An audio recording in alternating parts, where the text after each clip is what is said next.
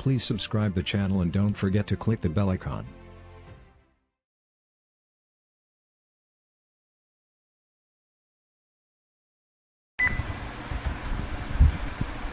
तो बिस्मिल्लाहिर्रहमानिर्रहीम। तो कल जैसा कि हमने बात की थी ग्लाइकोलाइसिस के बारे में कि ग्लाइकोलाइसिस में क्या होती है, ग्लूकोज जो सबस्ट्रेट है किस तरह उसकी ऑक्सीडेशन होती है और किस तरीके से उससे एनर्जी जो है वो एक्सट्रैक्ट की जाती है।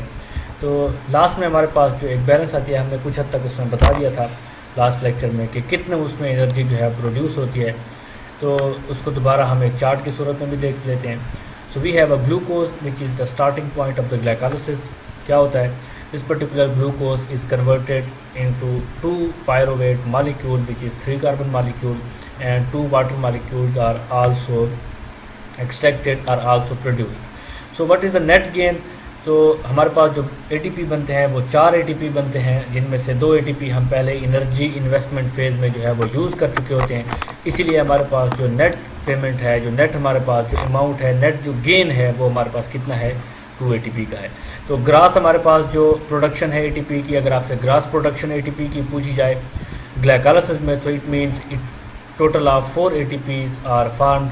अगर नेट जो हमारे पास गेन है ATP का वो पूछा जाए तो इट इज़ 2 ATP मॉलिक्यूल्स। इसी तरह हमारे पास 2 NAD जो हैं they are converted to 2 NADH and 2 hydrogen are also produced. तो ये हमारे पास जो है this is the total chart, हमारे पास प्रोडक्शन है कि कौन कौन सी चीज़ जो है वो प्रोड्यूस हो रही है। We have 2 pyruvates, 2 water molecules, 2 ATP net gain of 2 ATP molecules as well as 2 NADH. So next we will proceed to the Krebs cycle and the after the pyruvate, what happens to this particular pyruvate, what is the fate of this particular pyruvate. So the glycolysis which we have discussed previously, it releases less than the quarter of the chemical energy in glucose that can be harvested by the cell.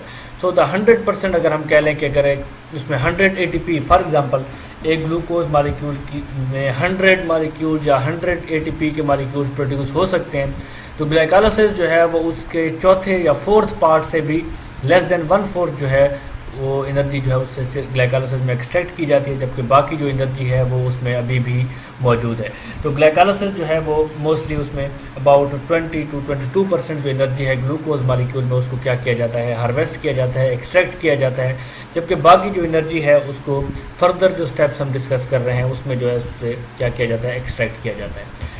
So most of the energy remains stock pile, it is stocked in the 2 molecules of pyruvate. तो जो energy glucose के molecule में मौजूद थी और उससे कुछ energy जो है वो एक्सट्रैक्ट कर ली गई in the form of ATP and in the form of NADH, जबकि बाकी जो है that particular energy is stored in the pyruvate molecule because at the end of the glycolysis we get 2 pyruvate molecule.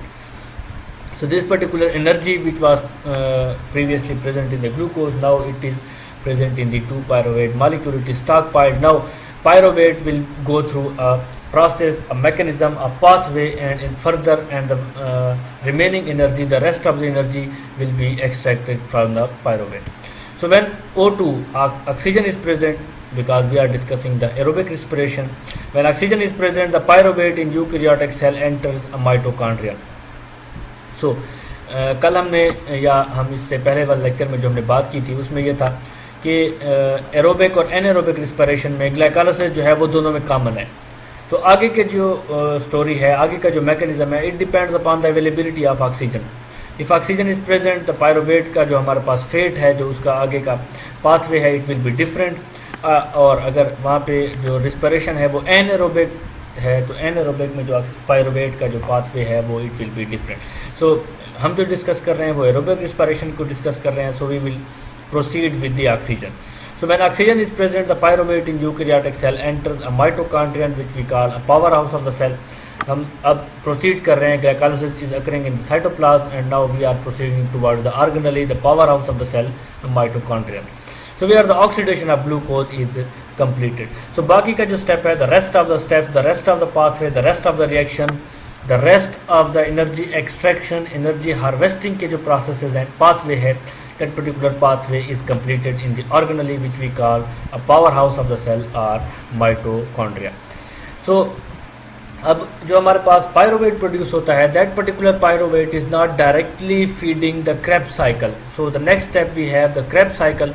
लेकिन ये जो हमारे पास pyruvate produce हुआ है ग्लाइकोलाइसिस के नतीजे में, this particular pyruvate is not directly feeds the Krebs cycle. Instead, the oxidation of pyruvate occurs and it will be converted to acetyl coenzyme A. तो ये हमारे पास एक इंटरमीडिएट है, एक जंक्शन है जो ग्लाइकोलाइसिस जंक्शन का स्टेप है जो ग्लाइकोलाइसिस और Krebs साइकिल को क्या करता है, लिंक करता है। So upon entering the mitochondria via active transport, so remember this particular pyruvate is actively transported toward in the mitochondria. Active transport का क्या मतलब है, एनर्जी एक्सपेंडिचर के जरिए, पैसिवली या डिफ्यूजन के थ्रू जो पायरोवेट है it can not enter into the mitochondria. So this particular mitochondria will be actively transported. Active transport का क्या मतलब है, उसमें एनर्जी का एक्सपेंडिचर होगा by using the energy either it is carrier और पंप्स, जो हमारे पास मेम्ब्रेन्स में मौजूद होते हैं, प्रोटीन्स होते हैं, they are pumps which by using the energy from the mostly from the ATP they move the molecules across the membrane। तो माइटोकॉन्ड्रिया में जो पायरोवेट की जो मूवमेंट है इनटू द माइटोकॉन्ड्रिया, साइटोप्लाज्म से जो पायरोवेट मूव हो रहा है माइटोकॉन्ड्रिया में, it is active transport. So pyruvate is first converted to a compound called acetyl coenzyme A और simply we call it acetyl CoA। तो क्या होता है, सबसे पहले पायरोवेट को कन्वर्ट कर दिया जाता है एक कंपाउंड में जिसको हम कहते हैं acetyl coenzyme which is sulphur containing compound. इसमें इसको कन्वर्ट करने के बाद this step links glycolysis and the citric acid cycle is carried out by multi enzyme complex that catalyses 3 reactions. तो ऐसा नहीं है कि एक ही स्टेप में जो पायरोवेट है it will be converted to acetyl coenzyme A and acetyl coenzyme A will feed the Krebs cycle। So this particular step, the conversion of pyruvate to acetyl coenzyme A, it is converted by multi enzyme। Multi enzyme अगर यहाँ पे involve है तो उसका मतलब है this process is also multi step process. हर एक स्टेप में हमारे पास एक एक एंजाइम जो है इन्वॉल्व होता है, तो हम इसको इसीलिए कहते हैं multi enzyme process. So there is a complex that catalyses 3 reaction. तो 3 रिएक्शन में ये सारे का सारा प्रोसेस जो है, ये जो जंक्शन का प्रोसेस है या इसको हम लिंकिंग का प्रोसेस कह सकते हैं, the process which links the glycolysis and Krebs cycle, ये 3 स्टेप्स में जो है वो क्या होता है, कंप्लीट होता है। तो हम उन 3 स्टेप्स को देखते हैं इन द डायग्राम। सो ये डायग्राम जो आपको नज़र आ रही है, तो हमने बात की थी पहले ग्लाइकोलाइसिस की साइटोप्लाज्म से, now we are moving towards the mitochondria. So we are here. तो जो कलर आपको नज़र आ रहा है, कलर में जो चीज़ आपको नज़र आ रही है, वी आर हेयर, हम इसकी बात कर रहे हैं, पायरोवेट ऑक्सीडेशन की बात कर रहे हैं। तो ये इंटरमीडिएट है between the glycolysis and citric acid cycle, और इसके बाद ऑक्सीडेटिव फास्फोराइलेशन है। तो हम बात कर रहे हैं पायरोवेट ऑक्सीडेशन की। So here we are in the cytosol, और यहाँ पे ग्लाइकोलाइसिस के नतीजे में हमारे पास क्या चीज़ प्रोड्यूस हुई है, वी हैव पायरोवेट मॉलिक्यूल। तो चूँकि पायरोवेट के 2 मॉलिक्यूल्स होते हैं, लेकिन हम अपनी सिंप्लिसिटी के लिए वी आर डिस्कसिंग ओनली 1, और यहाँ पे भी एक मॉलिक्यूल को शो किया गया है। तो दूसरे के लिए भी प्रोसेस जो है वो सिमिलर ही है, तो इसीलिए हम सिर्फ एक का ही बताते हैं, तो दूसरे का प्रोसेस ऑटोमेटिकली हमें पता चल जाता है। So we have a pyruvate. So now this particular pyruvate will be actively transported. उसको क्या किया जाता है, एक्टिवली ट्रांसपोर्ट किया जाता है, क्योंकि यहाँ पे मेम्ब्रेन्स मौजूद होती हैं, तो उन मेम्ब्रेन्स से मूव करने के लिए there are transport proteins which needs the energy by the expenditure of the energy, they transport this particular pyruvate into the mitochondria। जब ये pyruvate जो है फर्स्ट स्टेप जो यहाँ पे कैरी आउट किया जाता है, उसमें क्या होता है, the pyruvate carboxylic group. So listen it carefully, the pyruvate carboxylic group, carboxylic group इसका कौन सा है, C डबल बॉन्ड O वाला, ये वाला जो ग्रुप है, ये जो हमारे पास यहाँ पे मौजूद है, the carboxylic group which is already fully oxidised. So this particular group is fully oxidised, और इसमें एनर्जी जो है, केमिकल एनर्जी जो है वो लेस है, स्मॉल केमिकल एनर्जी है। सो दिस पर्टिकुलर, क्योंकि इसमें एनर्जी कम है, तो प्लांट क्या करता है या सेल क्या करता है, इस वाले जो हमारे पास ग्रुप है, कार्बोक्सिलिक ग्रुप है, so it this particular carboxylic group is removed in the form of A carbon dioxide. तो सबसे पहला अब रिस्पिरेशन में सबसे पहला जो स्टेप है, ये स्टेप है जिसमें कार्बन डाइऑक्साइड जो है वो रिलीज़ हो रही है। ग्लाइकोलाइसिस में हमने देखा कि ग्लाइकोलाइसिस में कोई कार्बन डाइऑक्साइड जो है वो रिलीज़ नहीं हुई। तो ये जो इंटरलिंक या लिंकिंग का जो स्टेप है, लिंकिंग का जो हमारे पास प्रोसेस है या जो मैकेनिज़्म है, तो फर्स्ट कार्बन डाइऑक्साइड जो है वो यहाँ पे लिबरेट होती है। और कौन से कार्बन को रिमूव किया जाता है? The carbon which is present at the carboxylic जो हमारे पास ग्रुप है फर्स्ट स्टेप में, उससे कार्बन डाइऑक्साइड जो है वो रिमूव कर दी जाती है। So what happens in the second step? So now the two carbon जो हमारे पास यहाँ पे मौजूद हैं, इनको ऑक्सीडाइज किया जाता है, इनको फर्दर ऑक्सीडाइज किया जाता है, दे आर ऑक्सीडाइज्ड। सो ये what they form a compound which is called acetate. वो क्या बना देते हैं? एसीटेट बनाते हैं। And NADH is converted to NADH plus H। So इसको भी याद रखिएगा, जब हम एनर्जी बैलेंस करते हैं तो अक्सर ऐसा होता है कि स्टूडेंट्स जो हैं वो इस NADH को काउंट करना भूल जाते हैं और वो सिर्फ क्रेब्स साइकिल के NADH और ग्लाइकोलाइसिस के जो NADH प्रोड्यूस हो रहे थे उन्हीं को ATP की प्रोडक्शन में काउंट करते हैं। तो उनकी ATP की जो हमारे पास बैलेंस बनता है, जो एनर्जी का जो हमारे पास बैलेंस बनता है, वो डिस्टर्ब हो जाता है। So remember this NADH which is produced here in the linking step of the glycolysis and Krebs cycle. So what happens in the second step? यहाँ पे उसकी क्या होती है? ऑक्सीडेशन होती है और उसको एसीटेट में जो है वो कन्वर्ट कर दिया जाता है। So NADH storing energy in the NADH, NAD और एनर्जी को कहाँ पे स्टोर कर दिया जाता है? NADH में। So here we have the third step which is coenzyme A. So what happens here? यहाँ पे हमारे पास 3 कार्बन का कंपाउंड था और उससे एक कार्बन जो है वो लिबरेट हो गया। Now we have only 2 carbon compound. So what happens here? The coenzyme A part which contains a sulfur, it is joined with the acetate part which is formed here in the second step, and new compound is formed which is called acetyl coenzyme A. So this is a sulfur containing compound and it is derived from beta vitamin। उसकी आप अलग से बात है कि कहाँ से आता है, कैसे डिराइव किया जाता है। So simply आपने सिर्फ ये इस बात का ख्याल रखना है कि ये जो हमारे पास कंपाउंड बनता है इट इज़ 2 कार्बन कंपाउंड। यहाँ पे ये जो C लिखा हुआ है इसका मतलब ये नहीं है कि ये थर्ड कार्बन भी यहाँ पे मौजूद है। This is certain something different. ये हमारे पास एक पूरे का पूरा ग्रुप है जिसको हम कोएंजाइम A कहते हैं। तो इसमें जो कार्बन है उसको हम यहाँ पे काउंट नहीं करते। So this is simply coenzyme A part which will make acetyl coenzyme A, and this is the acetyl coenzyme A which will feed the Krebs cycle. So here we have started from the pyruvate. The pyruvate will enter actively into the mitochondria. The first carbon dioxide is removed, NAD is converted to NADH in the second step, and in the third step coenzyme A will join the acetate part of the pyruvate, and we will get acetyl coenzyme A which contains also sulfur. तो ये 3 steps हैं, linking के steps हैं which links the pyruvate to Krebs cycle. So you can be asked in the question in the paper that what are the linking steps, how the pyruvate is oxidized to acetyl coenzyme A, or how pyruvate will feed to the Krebs cycle. तो ये 3 steps हैं। और what are the linking steps of glycolysis and Krebs cycles, और उनके outcomes हमारे पास क्या हैं, और CO2 कहाँ पे रिलीज हो रही है। So these are the 3 steps which links the pyruvate to the pyruvate which will make acetyl coenzyme A which will feed the Krebs cycle. So here we have, ये हमारे पास एक ओवरव्यू है सिट्रिक एसिड साइकिल का। तो पहले हमारे पास सिर्फ पायरुवेट ऑक्सीडेशन की जो डायग्राम थी वो कलर स्कीम में थी। Now we have citric acid cycle in the colour coding as well. तो इसका क्या मतलब है? We are also discussing here citric acid cycle. So we have pyruvate oxidation which we have discussed in the detail. तो यहाँ पे आप देख रहे हैं वी हैव 3 ब्लैक डॉट्स और 3 ब्लैक सर्कल्स। इसका मतलब है यहाँ पे 3 कार्बन का मॉलिक्यूल है, 2 मॉलिक्यूल्स पर ग्लूकोज। तो यहाँ पे हमारे पास एक जो पायरुवेट है उसके पास 3 कार्बन है। So what happens in the first step? The 1 carbon is removed in the form of A carbon dioxide. In the second step NAD is converted to NADH plus H, and in third step the coenzyme A will enter into the reaction and it will join the acetate part and we will get acetyl coenzyme A. ठीक है, तो इसके बाद अब क्या होता है? This particular acetyl coenzyme A now will feed the citric acid cycle or the Krebs cycle or tricarboxylic acid cycle. So these are the 3 synonyms of this particular cycle.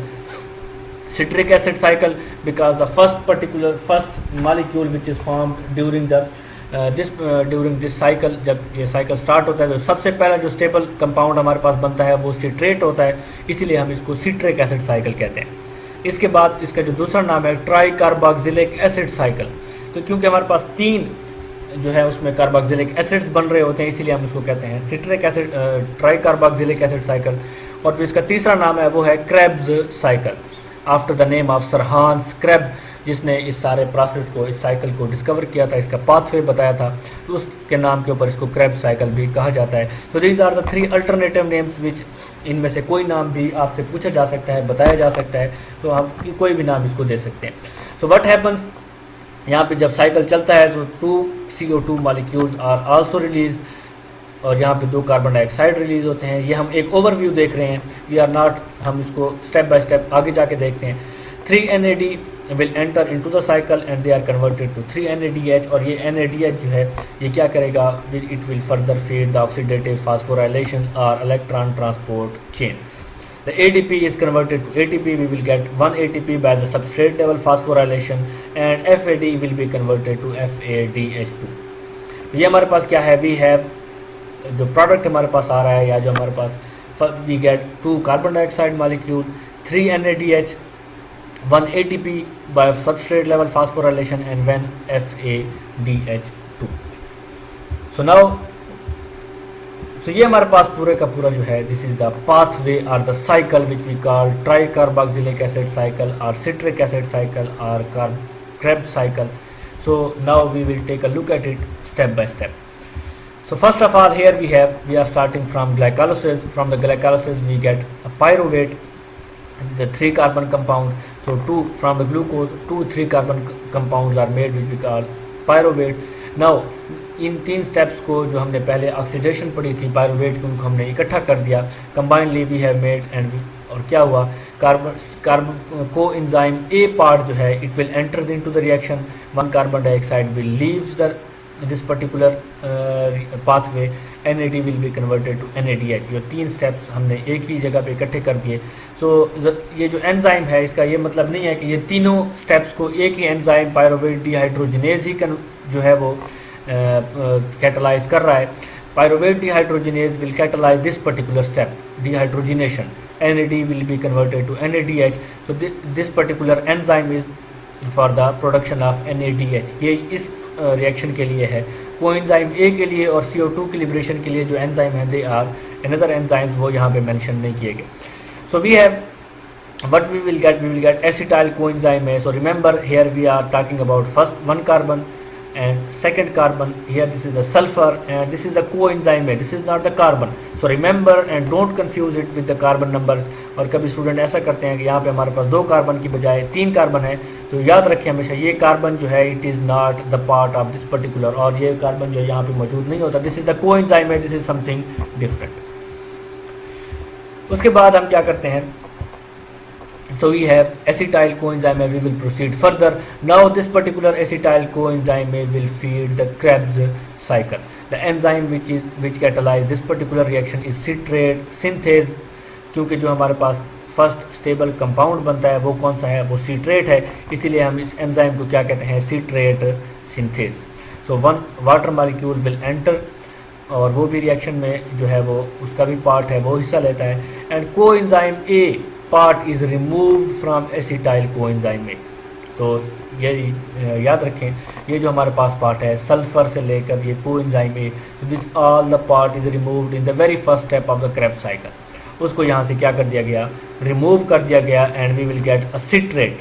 वो हमारे पास क्या चीज़ बन गई, we have got citrate compound. ठीक है, तो ये हमारे पास एक चीज़, so we have got 3 carbon a citrate compound. So आगे हम इसको जाके देखते हैं। So we have a citrate, now this particular citrate will be converted into isocitrate. इसको क्या किया जाता है, आइसोसिट्रेट में कन्वर्ट किया जाता है, इसकी आइसोमराइजेशन हो जाती है, और जो एंजाइम है here this particular enzyme is aconitase, and the citrate will be converted to isocitrate. ठीक है, इसको आइसोसिट्रेट में क्या कर दिया जाता है, कन्वर्ट कर दिया जाता है। सो नाउ इसकी आइसोमराइजेशन के बाद we have another step। Now this particular isocitrate will be converted to alpha ketoglutarate by the enzyme isocitrate dehydrogenase।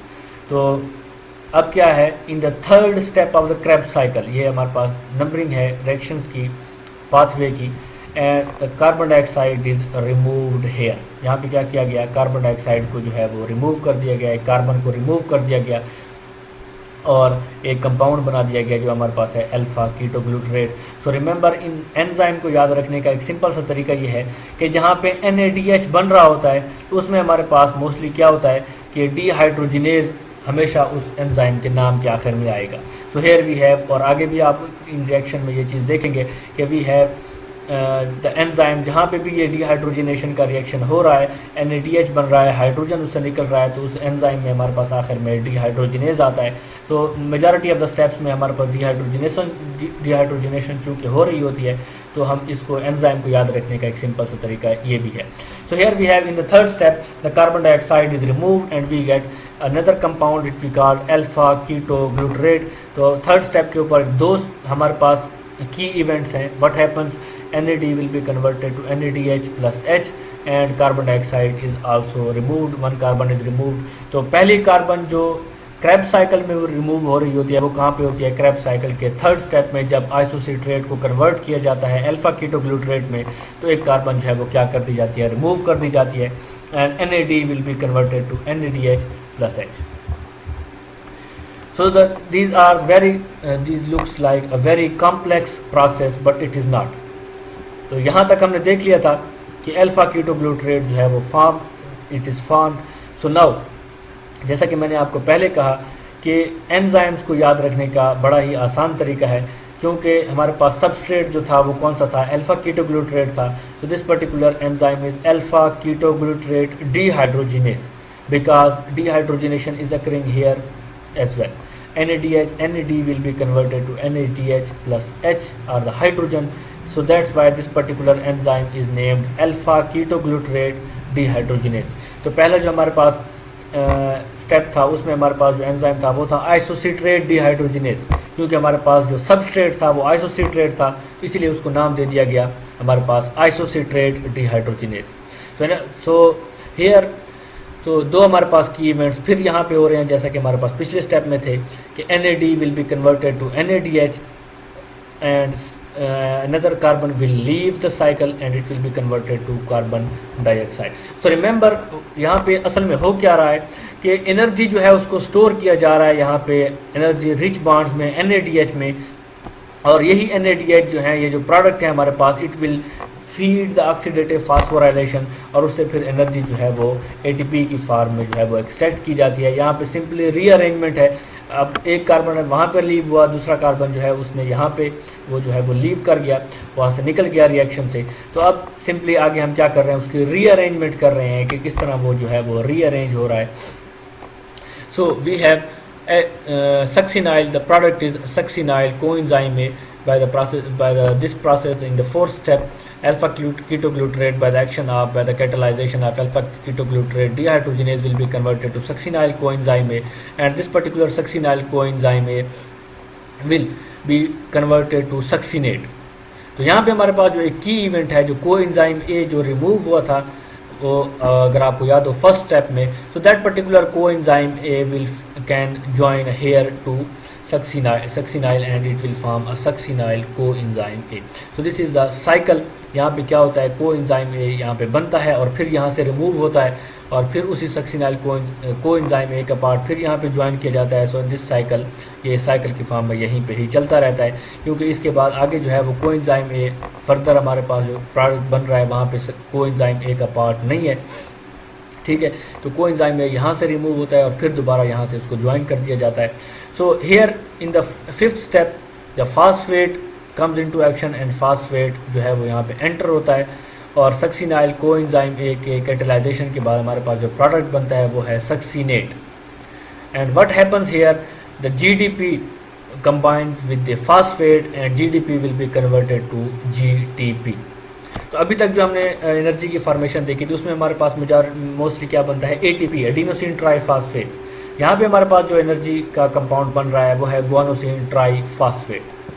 तो guanosine triphosphate can also be use, क्योंकि जो गुआनोसिन ट्राईफॉस्फेट है it is also used in the cell translation के वक्त हमारे पास जो एक एनर्जी का सोर्स राइबोसोम्स जब ट्रांसलोकेट हो रहे होते हैं तो वहाँ पे एक हमारे पास जो एनर्जी के लिए यूज़ होता है वो जीटीपी होता है इंस्टेड ऑफ एटीपी। क्यों?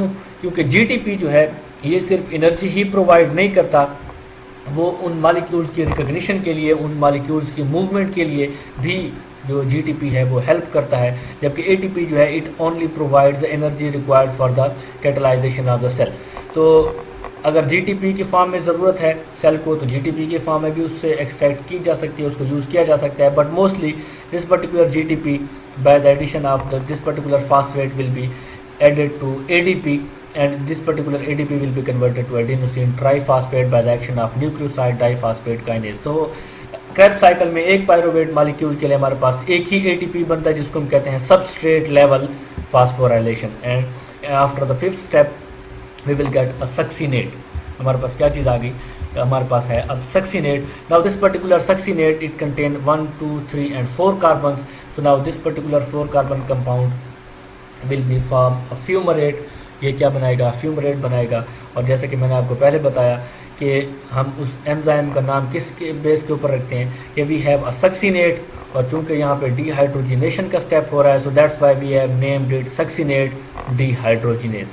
तो अगर आप इस तरह से स्टेप्स को याद रखेंगे तो आपको एंजाइम्स के नाम भी याद रहेंगे, and you will also remember कि कौन से स्टेप के ऊपर जो है वो डिहाइड्रोजिनेशन का प्रोसेस हो रहा है। तो हेयर फ्लेविन एडेनिन डाइन्यूक्लियोटाइड जो है हमारे पास वो बन रहा है, जबकि पहले हमारे पास जो था वो NADH था। यहाँ पे हमारे पास क्या है? FADH बन रहा है। डिहाइड्रोजिनेज जो है रिड्यूसिंग पावर जो है it is somewhat different from the previous version, तो ये हमारे पास डिफरेंस आता है। So here this particular succinate is rearranged and it is form into it is converted to a fumarate.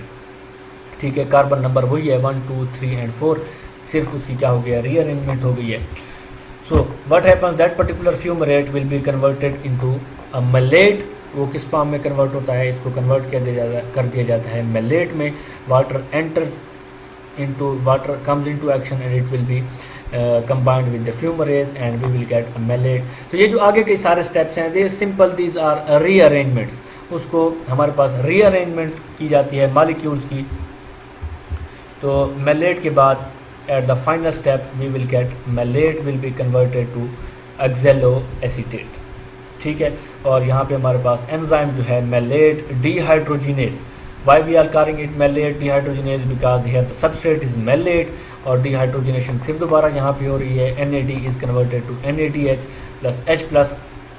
तो हमारे पास इसलिए हमने इस एंजाइम को नाम दे दिया malate dehydrogenase, and simple rearrangement occurs and this particular malate will be converted to oxaloacetate and we are तो हमारे पास जो सबसे पहला स्टार्टिंग मटेरियल है क्रेब्स साइकिल का वो यहाँ पे हमारे पास दोबारा रीजनरेट हो गया जिसको हम कहते हैं oxaloacetate। सो रिमेंबर जब हम बात कर रहे होते हैं मोस्टली स्टूडेंट यहाँ पे कंफ्यूज हो जाते हैं कि यहाँ पे हमारे पास 2 कार्बन थे और यहाँ पे हमारे पास कार्बन का नंबर 6 कैसे हो गया। So remember we have oxaloacetate which is the initial carbon acceptor. Acetyl coenzyme A ने किसके साथ कंबाइन होना है? oxaloacetate के साथ उसने कंबाइन होना है। तो oxaloacetate खुद ही 4 कार्बन का कंपाउंड है, इसके पास 4 कार्बन जो है वो मौजूद हैं।